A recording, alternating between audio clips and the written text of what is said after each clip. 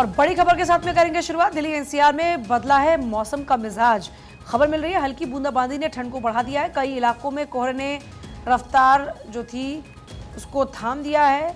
मौसम विभाग ने अलर्ट जारी किया था कि पहले से ही इस बात का एक अनुमान था कि बारिश हो सकती है। और पिछले कुछ दिनों में क्योंकि जो तापमान है वो लगातार बढ़ रहा था और धूप बहुत तेज़ होती जा रही थी, ऐसे में कुछ लोगों ने स्वेटर तक पहनने छोड़ दिए थे।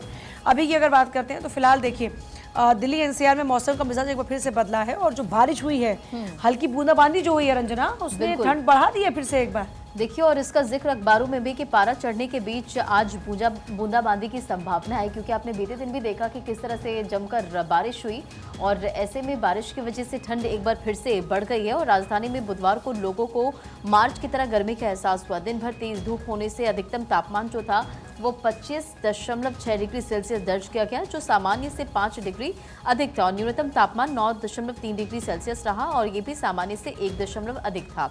और हालांकि मौसम विभाग ने गुरुवार को राजधानी में हल्की बारिश की संभावना जताई है और एक बार फिर से देखिए ठंड की वजह से किस तरह से लोगों की मुश्किलें बढ़ने वाली है।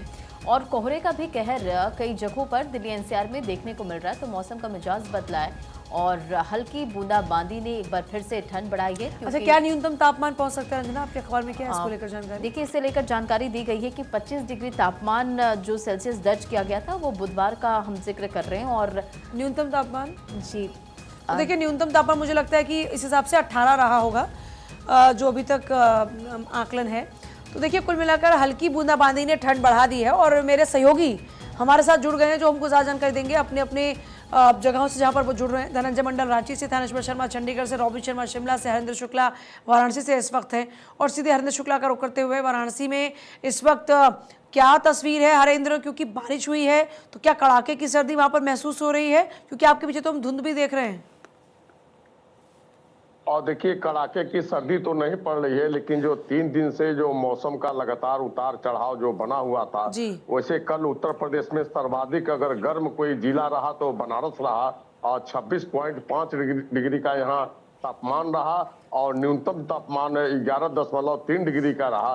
वैसे मौसम वैज्ञानिकों के अनुसार यह जो कोहरे का जो मौसम बदलाव का कारण है के कारण जो है कोहरे का प्रभाव काफी देखने को मिल रहा है। और आज हालांकि दृश्यता तो यहाँ कम है। वाराणसी सहित पूरे पूर्वांचल, चंदौली, भदोही, मिर्जापुर, सोनभद्र, गाजीपुर, आजमगढ़, जौनपुर में काफी कम दृश्यता कोहरे के कारण जो है दिखी जा रही है। वाहनों की रफ्तार बिल्कुल धीमी पड़ गई है और ऐसे में ये आशंका जताई गई है मौसम विभाग की ओर से कि 1 सप्ताह तक ये कोहरे का असर इस क्षेत्र में रहेगा। लेकिन लगातार तापमान में वृद्धि का क्रम अप एंड डाउन रहने का अंदाजा मौसम वैज्ञानिकों ने लगाया है। और आप देख सकते हैं कि मेरे पीछे कितना घना कोहरा है। गाड़ियां बिल्कुल जो है एक तरीके से रेंगते हुए धीरे धीरे जो है अपने गंतव्य को जा रही हैं। बिल्कुल हरेंद्र, लौटेंगे आपके पास भी। लगातार हमारे साथ रॉबिन भी बने हुए हैं शिमला से। रॉबिन, आप बताइएगा क्या कुछ स्थिति है शिमला की? बिल्कुल, देखिए, हिमाचल प्रदेश में आज एक पश्चिमी विक्षोभ के सक्रिय होने का अनुमान मौसम विज्ञान केंद्र ने जताया था और प्रदेश भर में मौसम खराब होने इसके साथ शिमला, किन्नौर, लाहौल स्पीति, कुल्लू के जो ऊपरी इलाके हैं वहां पर बर्फबारी का अनुमान था और साथ में निचले जो जिले हैं वहां पर बारिश को लेकर अनुमान था। लेकिन फिलहाल अभी तक शिमला की बात करें तो यहाँ पर मौसम साफ बना हुआ है। मौसम विज्ञान केंद्र का कहना था कि बीती देर रात के बाद प्रदेश में पश्चिमी विक्षोभ सक्रिय होगा और मौसम खराब होगा, लेकिन अभी तक शिमला में ऐसी स्थिति नहीं बन पाई है।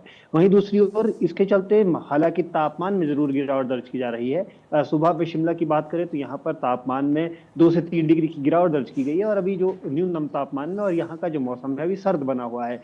अब ऐसे में उम्मीद की जा रही है कि आज देर शाम तक यहाँ पे भी बर्फबारी देखने को मिले, क्योंकि पर्यटन कारोबार की दृष्टि से देखें या फिर किसानी बागवानी के लिए देखें तो लोग लगातार बर्फबारी का इंतजार कर रहे हैं। प्रशासन ने भी इसको लेकर तैयारी की हुई है, लेकिन अब देखना होगा कि आज रात तक क्या यहाँ पर बर्फबारी देखने को मिलती है। हालांकि कल से हिमाचल प्रदेश की जो निचले जिले हैं उनमें कोल्ड वेव और कोहरा जमने की जो स्थिति है वो बनने वाली है। 24 और 25 तारीख को यहाँ पर जबरदस्त कोहरा देखने को मिल सकता है और साथ ही साथ कोल्ड वेव का भी असर देखने को मिल सकता है।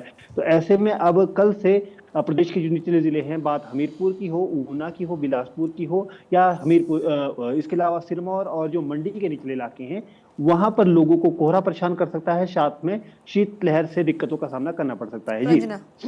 बिल्कुल, और क्योंकि शीतलहर अब चलेगी तो जाहिर सी बात है ज़्यादा ठंड का सामना मैदानी इलाके के लोगों को भी करना पड़ेगा। और दिल्ली में तो कल देर रात बारिश भी हुई है, मौसम भी अचानक से बदल गया। अभी 2 दिन तक हम देख रहे थे कि लोग गर्मी महसूस कर रहे थे, लेकिन एक बार फिर से सर्दी का सतम उनको सताने लगा है। डॉक्टर थानेश्वर का रुख कर लेते हैं। डॉक्टर थानेश्वर, इस वक्त चंडीगढ़ के क्या हालात है?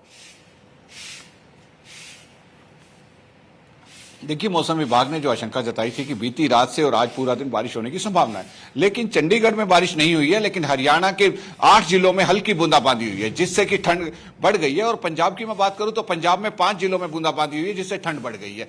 ठंड का सितम डबल हो गया, क्योंकि एक तरफ तो कोहरा सहन करना पड़ रहा है और दूसरा ठंड सहन करनी पड़ी है। शीतलहर बहुत तेजी से चल रही है, जैसा पहाड़ों पर रोबी ने बताया कि कुछ जगह पर मौसम खराब होने की संभावना है। उसका सीधा असर चंडीगढ़ और हरियाणा पंजाब में दिखाई देता है, जिस वजह से हरियाणा पंजाब में सर्दी लगातार बढ़ रही है इस समय। हालांकि चंडीगढ़ की बात करूं तो चंडीगढ़ में सर्दी बिल्कुल भी नहीं है। कल चटक धूप निकली थी, आज भी चटक धूप निकलने की संभावना है, लेकिन मौसम विभाग ने आशंका जताई है कि आज शाम से चंडीगढ़ में भी बारिश हो सकती है। अब देखना है कि हालांकि प्रशासनिक अधिकारियों ने तैयारी पूरी कर ली है कि अगर बारिश होती है, ठंड बढ़ती है, तो किस तरीके से उससे बचाव करने। हॉस्पिटल में तैयारियां की गई हैं, रैन बसेरों में तैयारियां की गई है, सब जगह तैयारियां पूरी हैं, लेकिन अभी तक का जो मौसम है वो हल्का फुल्का सर्द बना हुआ है, इतनी ज्यादा सर्दी नहीं है यहाँ पर।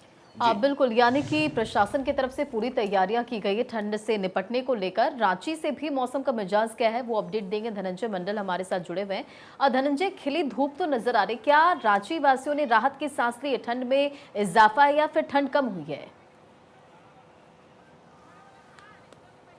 देखिए, रांची और पूरे झारखंड की अगर बात की जाए तो मौसम का उतार चढ़ाव बना हुआ है। कल सबसे ज़्यादा दिक्कत जमशेदपुर वासियों ने झेला। 30 डिग्री अधिकतम तापमान बन गया था, और रांची का जो अधिकतम तापमान है 25 डिग्री के आसपास है, और न्यूनतम का अगर बात की जाए तो 17 डिग्री, यानी मॉर्निंग में सुबह और शाम का जो टेम्परेचर है 11 से 12 डिग्री के आसपास रहता है, लेकिन 10 बजे के बाद सीधे 18-19 डिग्री का टेम्परेचर बन जाता है। आप समझ सकते हैं कि जो उतार चढ़ाव का रुख है लगातार इस महीने में जारी रहेगा। और मौसम विभाग ने साफ साफ कहा, देखिए अगर पहाड़ों में जिस तरह से बर्फबारी और बरसात का अनुमान है, उसका असर झारखंड वासियों को भी झेलना पड़ सकता है। 3 से 4 डिग्री का कुछ दिनों में डाउनफॉल टेम्परेचर में हो सकता है अगर बर्फबारी और ऊपरी इलाके में पहाड़ी इलाकों में होता है तो। आने फिर से मौसम करवट लेगा और रांची वासियों झारखंड वासियों को ठंड का कहर झेलना पड़ सकता है। लेकिन अभी जो तापमान में उतार चढ़ाव बढ़ा रहने के कारण लोगों को काफ़ी राहत है।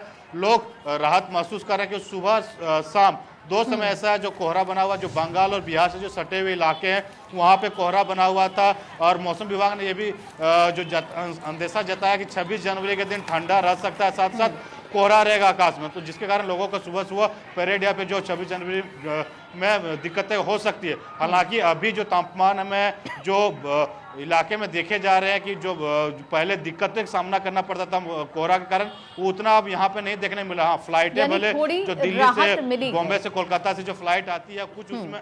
चलिए, बहुत बहुत शुक्रिया आप सभी का हमारे साथ जुड़ने के लिए और मौसम को लेकर ये अपडेट देने के लिए। खबरों में आगे बढ़ेंगे और अगली बड़ी खबर आपको बताएंगे।